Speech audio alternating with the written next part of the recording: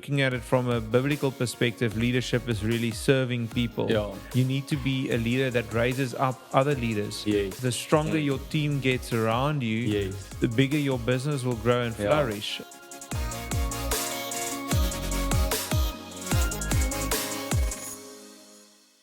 Hey guys, welcome back to another episode of the Bizzin Podcast. Christiaan, thank you so much for being here today. And just bringing everything together, speaking about your journey and business, and just once again touching on the Zeals ministry. It all comes down to faith, right? And to your relationship with God that you have. And so I want to maybe just touch on this episode, how we can try and incorporate our faith into every single aspect of our life and the importance of it. So you were an elder in church and you were in leadership positions in church. So maybe speak to us about like balancing that in your life between things of the church, ministry, non-profit organization, and business. Yeah, sure. Thanks, Leslie. To be honest, I mean, I'm going to talk about something that I probably haven't figured out myself yet. Yeah. It's something that you constantly have to revise Exactly. on.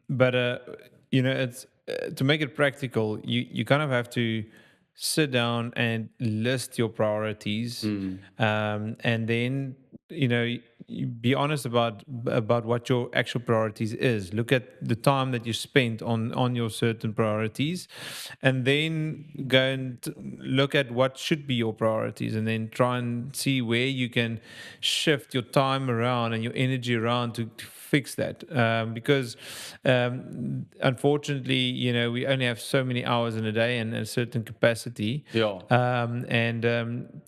do everything is challenging, because yes, it sounds like being involved in a ministry and so on is very important, which it is, but I also have a responsibility towards my business and my partners and my staff, to give everything while I'm there, and not to be in my mind be somewhere else. And when I'm at home, to be present and not be tired from running around with a million things. So you have to get that balance right. And I guess for me, and like I said, I don't always have this right, but it's supposed to be God first, your wife, your kids, and then probably your work and ministry. So you have to really be honest about that, because life is busy and it runs away quickly, and then you get to a point where you may be at home where your priority lies, but now you're also too tired to do anything. It's a challenge, and it's for me as well. It's a challenge. Before we had kids, it looked different. The moment kids come in the house, the moment there's two kids, it changes, and you have to adapt to that. Definitely we need to adapt. And so did you feel somewhere along the line was there an added expectation on you by being a man of God and in running business? Like, did you feel the world is watching how you do business, how you run a non-profit organization, or what was your feeling regarding that? So I guess with a non-profit, coming from a Christian, it was built out of a Christian men's movement. It was kind of obvious there. So in that sphere, let's call it pressure, or it's always been there. You have to set an example in that. But business-wise is where it becomes tricky. Is that even as Christian business owners, you can hide that. You can carry on doing business like everyone else, and keep your religion for Sundays if you want to, or not talk about it. Traditionally, especially our Afrikaans people, we're good at not talking about religion because it's a personal thing. But if you want to see your business really be blessed, and if you really believe that your business is something that God gave you and He's going to provide for you, even through the tough times, then you're going to have to be bold enough to proclaim that. And once you step into that space at your business, and you actually, openly professing your beliefs, then you have to maintain it, because Yes. business is a difficult sphere. Yeah. There's money going around. You can make decisions about how you manage that. There's staff that might Mm. work on your Yeah. nerves. There's all the clients that might work on Exactly. your Yeah. nerves. Ways to try and get out of difficult situations, and you have to manage that as a Christian. And Yeah. your integrity gets challenged Yeah. a lot more in a business environment than it would in a ministry Yeah. or at home, because there you it's kind of accepted the standard Exactly. that you want to set. Yes, 100%. And I Yeah, think when it comes to money, that's a quite a sensitive topic for a yeah, lot of people. And like, I think money can change people's character and it can change their mm, perception of living. And I mean, it's crazy even for us in the accounting space, just seeing how people operate when when it's going good versus when mm, it's going bad. It's crazy. And I think so money is really I want to say that thing just softly, that but the root of of all evil, because at the end of the mm, day is if you look at situations, then it's really about the finances. So what brings a lot of tension with people, what breaks up partnerships in business, what creates things between employees, what creates a boss screaming on his employees and shouting there and treating that, it's all about, it's surrounding money. So I think if we get an understanding of what does money mean, what is the definition of money for you and everything, then we start understanding what weight do we put on mm, behind of it or behind the situation then. So I mean, getting to a point where, like you're saying, so it's important, because I do think, and it's almost for me, it's like I want to be kept accountable to that standard. So if I'm professing that, we build our accounting practice on the principles of faith, and knowing that Jesus died on the cross to save us of our sin, I want that mm, expectation that I need to operate as a partner in this company with those values. mm, Because if not, like I cannot be expected to now be fraudulent or do certain things regarding taxes for clients if I'm expecting that God is going to provide for this practice, right? yeah, And so I think for me, for us, it was great having that expectation. So when we're getting to a point where it comes down to, I want to say it comes down to leadership, in our businesses, leadership in church and everything. So, how important would you say is leadership in all spheres of life? sure. I mean, it's crucial. It's integral. Good leadership, Yeah. and I think the problem is today we see a lot of bad leadership examples of leaders that abuse their position for personal gain, Yeah. leaders that divide, leaders that are just sowing destruction, really. Mm.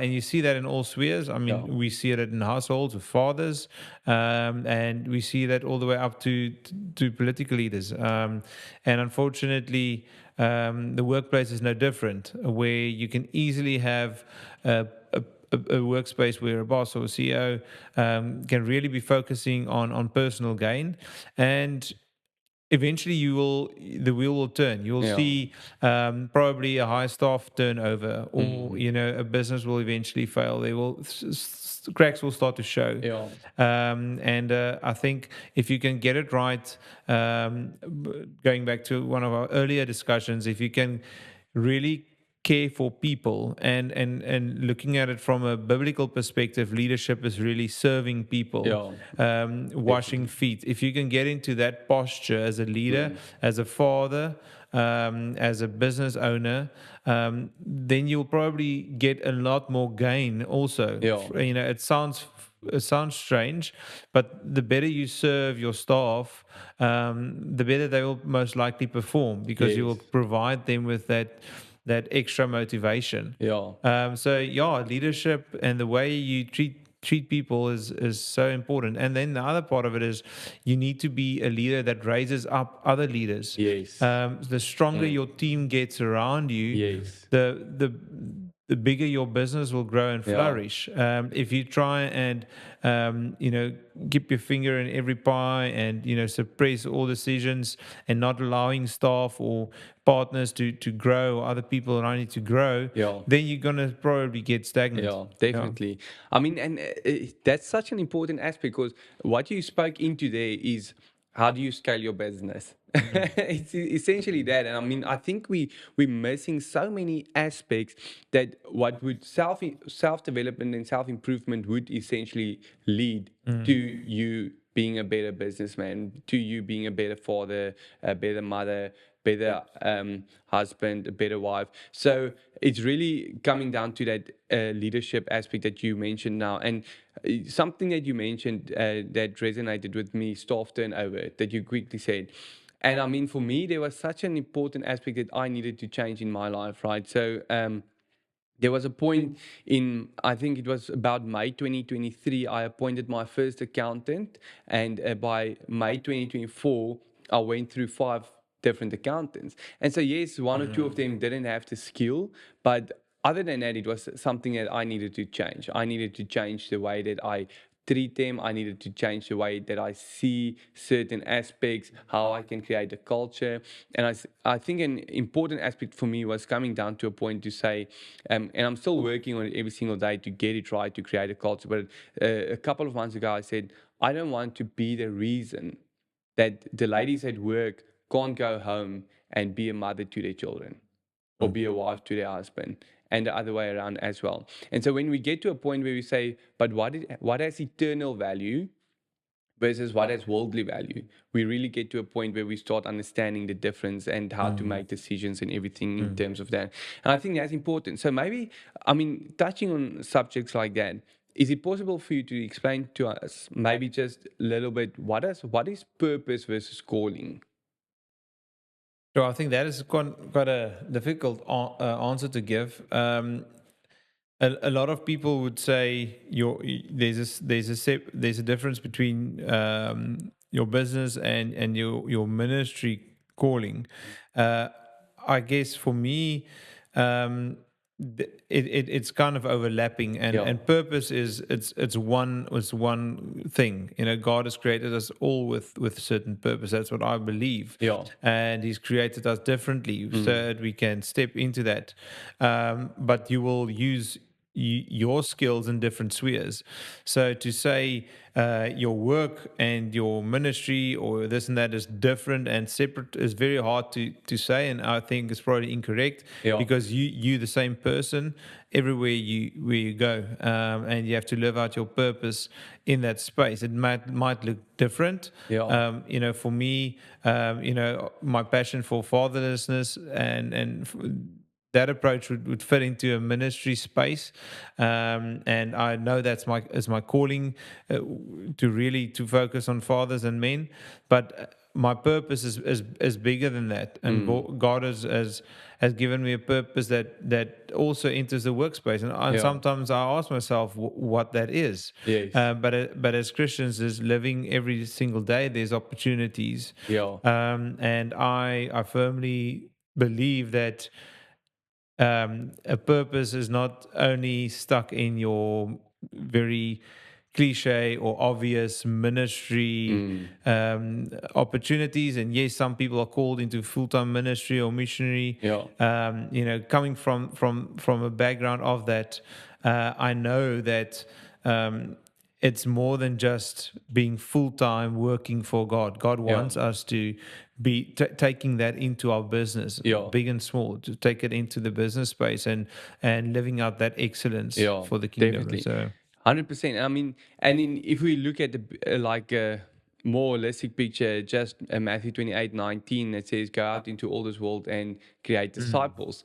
And I mean, what a disciple is a follower of Christ, right? So when we get to a mm, point where we say, "Okay, but we need to be that."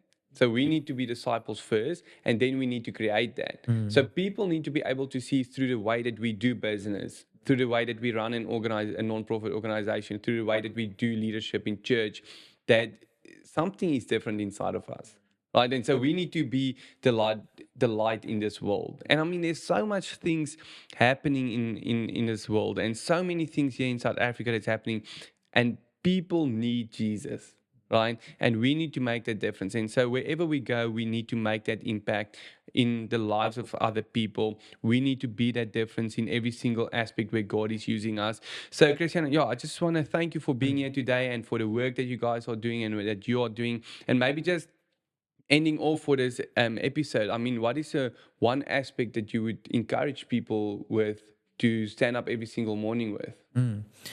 Yeah, you have to live intentionally, Come and on. just step out of passivity. Yes. There's a purpose for each one of us, Come on. and it can't just be focusing inwards. Yeah. It's we are made to serve others, and we Yes. are made to make a difference. Sure. And you're gonna have to sometimes take a brave and a bold step to do Yes. that, and there will be sacrifices in that.